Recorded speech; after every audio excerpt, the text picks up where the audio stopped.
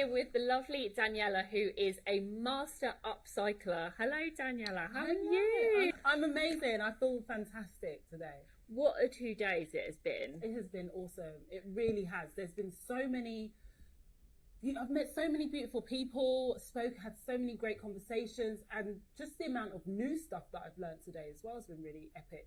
So I keep saying today, just in these last 2 days, it's been awesome. It has been, hasn't it? Mm. So talk to us about what you do, Daniella, because I could not start this interview without talking to you about your fabulous outfit. I feel like you need to do a twirl. I do a twirl. Let me do a quick twirl. So talk us through this ensemble. So my ensemble is, I just got to make sure it doesn't flick up too much as I sit down. It is a laundry bag. Yeah. It literally is a laundry bag. And why am I wearing a laundry bag? Because I think it's absolutely so cool. A couple years ago, I think it was about 2 years ago, no, it might have been last year, sorry. And I was like, what should I upcycle next? Because I'd done the IKEA bag. I had done like curtains, shower curtains, all this stuff. And I was like, what can I do now? I was like, I'm going to do a laundry bag. But at the same time that phase happened, I actually had a fire in my house as well. So I was had to be evicted for like 4 months until they sorted the place out and we could move back in. But in that time, it's like I was trying to work so hard and do everything, but I was also trying to get a lot of customers in because I went and got myself a studio because I couldn't work from home. And I'm digressing, but I'm getting there. But so this project had to sleep, and then a few weeks ago, I was like, I need to make something new. Like I just needed some creativity because I'd just been kind of going like that, like blinders on, just working on some stuff that clients wanted me to do.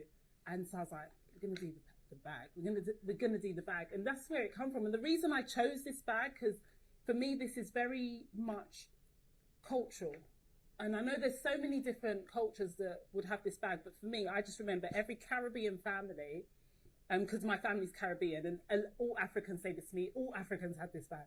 But all my mum and her friends and everyone that I know, you'd go to their houses and they all had these bags with whatever was in it. And so it's funny because whenever they've seen it, they're like, oh my God, my mum still has a whole load of these bags in her house. And it's such a memory piece. The amount of people that will tell me a story, it's so nostalgic. And I'm like, it done that for me. So I love that someone else can see it and it does that for them as well. Yeah. So I love it. Yeah, you look absolutely amazing. Thank you. So how did you kind of get into becoming a master upcycler then?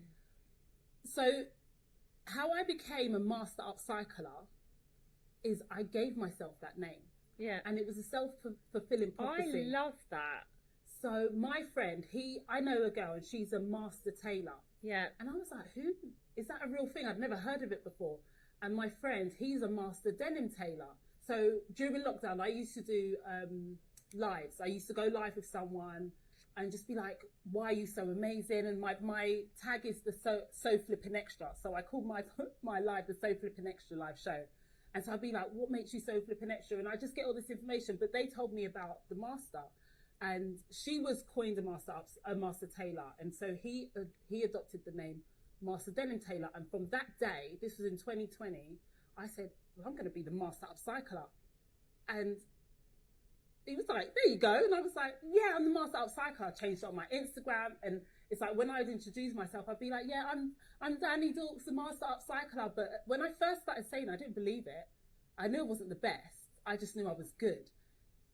Ask me now. And when people say it with my chest, I'm the master upcycler.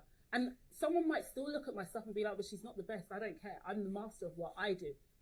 And whatever you see me wear or whatever it is that I've done, I'm the master of it. And it doesn't really matter what anyone says. And you have to say it before you believe it sometimes. And that's what I did. I love that message. I think that is such an empowering message and full of confidence, and it's about kind of manifesting your own life, isn't it, really? Definitely. And who else is gonna, no one else is gonna believe in you unless you believe in yourself, right? Yeah, definitely. So yeah, I love that story. I think that is fantastic. Thank you. Even when I was figuring out what I was gonna wear, I was like, oh well, I don't want to wear something too crazy that I've upcycled, because not a lot of people are going to be there that have upcycled. And then I had to sit down and I thought, hang on, Danny, Penny asks you to talk because she loves what you do, and she hired you as the master upcycler. So why are you gonna not give the people what they want? And Absolutely. in my head, I was like, it's such a big head, and I am such a big head. But I was like, no, I had to wear something that I had upcycled. So yesterday I wore the dress made out of ties. Yeah. And today I wore this one. So yeah. Well, you look absolutely amazing. Thank you. I really think that what we wear says so much about our personality, and it's a way of expressing our creativity, isn't it? It really is. So talk to me about how fashion and style linked in with that upcycling piece, it helps you to reflect your individuality. Okay, so I feel like I'm not a fan of fashion, because I'm not a fan of trends. And I think fashion is anything. And that's what some people get it mixed up. They're like, oh, that's fashionable. And I'm like, is it though? Because what is fashionable? Like, anything that anyone wears could be fashionable. Like, when you look at it, like Kanye, for example, he makes clothes that have holes in it and looks like someone on the street could be wearing it. But it's fashionable. And it really is in whatever you want it to be. However you want to dress, it doesn't matter whether it's trending or not. I've always been someone who would buy old stuff. I've always been into vintage clothes.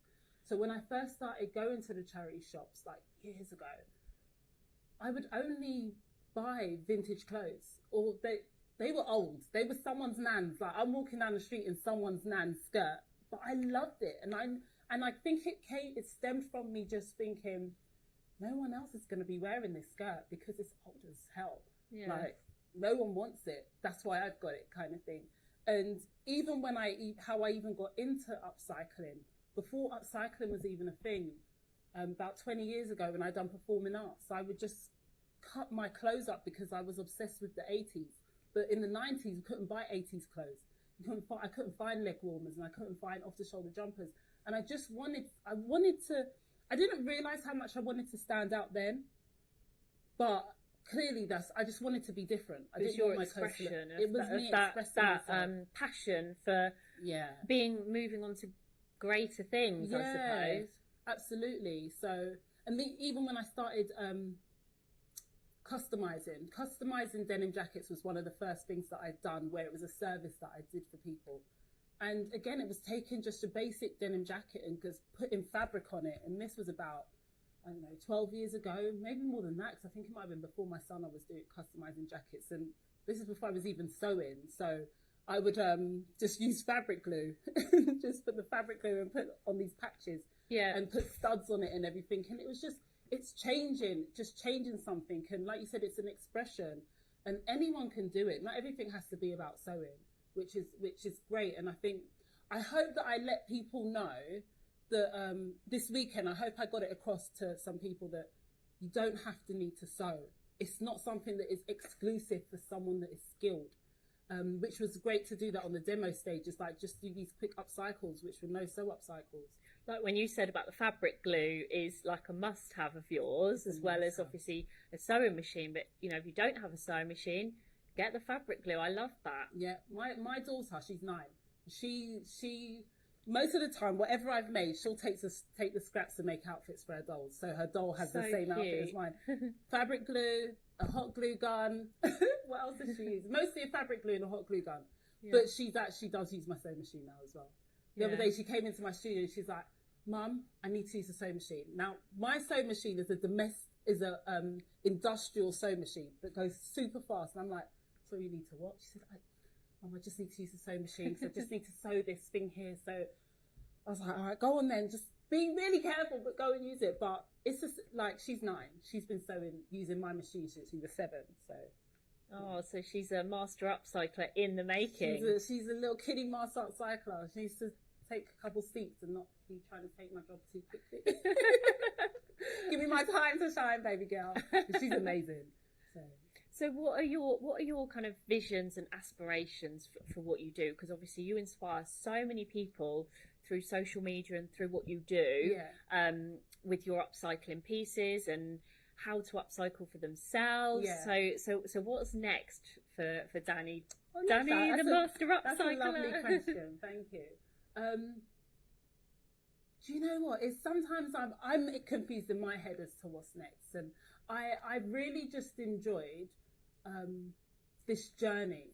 So I don't know if I said this today, but when we went into lockdown was when I really started documenting and doing the transition videos that I do and doing the content creating.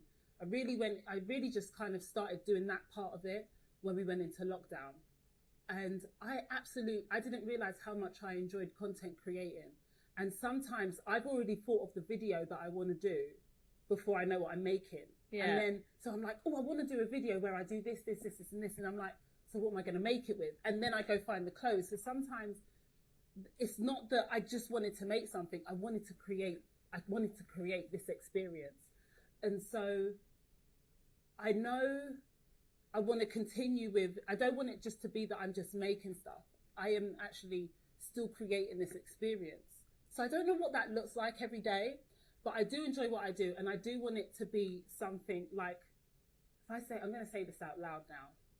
Say it out loud and then it's out there in the universe. And exactly. I do want to have my own show where it is a thing where I get to go around to people and, okay, think Gukwan. If any of you guys are old enough to know about him. It's all about the confidence. Exactly. But it's like I will go around to their houses, or I go around to meet up with people and kind of find pieces that they've unloved, they don't love anymore, and upcycle it into something that they love. It's basically that concept, and I've kind of floats around in my head, and every day it changes. But I would love to do more stuff like that with people, because that's what I do generally anyway. Like people bring me something and they're like, what can we make out of it? And I'm like, oh, well, we can do this, like kind of going through what's their style, what is it that they like, who is someone else's something that they like. Because if they're looking at me, because some people look at me and be like, you can't help me because you don't make what I like. And, but I can still help you upcycle something into something you want. So, find a vision. So for anyone that's thinking of going on an upcycling journey themselves, and I know lots of us are trying to be more sustainable with our clothing choices. What tips would you give them to kind of inspire them to get moving in that direction? Tips to inspire someone to move into an upcycle journey would be, start with where you are. You don't have to go out and buy clothes to cut up to make something new. Go through whatever you've got, and don't limit yourself to your wardrobe as well. You might have a towel that is like your Ibiza towel that you take on holiday, but you're like, I just want to make something out of this towel. Like, towels make cool co-ord sets. I'm just saying that, but it could be your bedding cupboards. Because when you have linens and beddings, there's a whole load of fabric on there, and sometimes you just like the print. This old, it might have like stains. You cut around the stains and make something, but start with what you already own, you already have at home. And fabric's expensive, right? Fabric is expensive, and a lot of the fabric that you get now in the fabric stores, they're all plastic. It's not great. So what you've already got, at least you not going out and buying more fabrics. When you've got probably so much at home, you might have bedding that you haven't used in ages. Yeah. Use that. You might have tablecloths that you like, and cutting up that part of the tablecloth and sticking it, patches on your jeans. Maybe you have a hole in the knee, and you can just put a patch over it of something that you use in fabric that you already own. Start at home. Invest in fabric glue. That's always going to be on my list. Get yourself some fabric glue so that you don't have to use the excuse of, oh, but I can't sew as an excuse. Start with fabric glue. Start where you are. Yeah. And just work with what you already have. Yeah. That was a great tip. That was an amazing tip. I can write that one People down. love a tip and love a hack. It's just so inspiring to chat to you. You're just so positive, and I love the confidence. I love the confidence. And I think it's great to see that you're inspiring so many people, and I just cannot wait to see your own show come to life, because it is going to happen. It's going to happen. You put it out there to the universe, and I'm a great believer in that you do manifest your own life. So don't forget about me. I will not, absolutely not. I'll be like, man, I said it on the podcast and it happened. So yeah. Oh, thank you so much for your time though, Thank Danny. you. Honestly, it's been a pleasure talking to you today.